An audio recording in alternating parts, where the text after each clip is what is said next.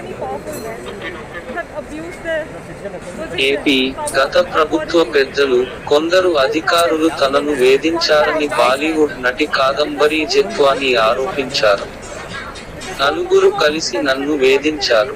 దీనికి సంబంధించిన అన్ని ఆధారాలు ఉన్నాయి.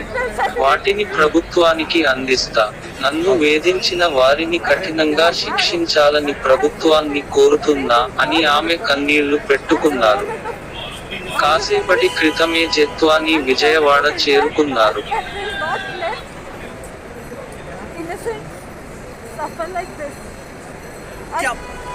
I thank you all for your इससे क्या आपको लगता है कि आप आंध्र प्रदेश आप जाने वाले हैं, क्या उनकी सरकार से आपको उम्मीद है कि आपके साथ इंसाफ होगा? I have full faith. I have faith in my innocence, and I'm sure that the government is going to help that come out and will punish the culprits severely so that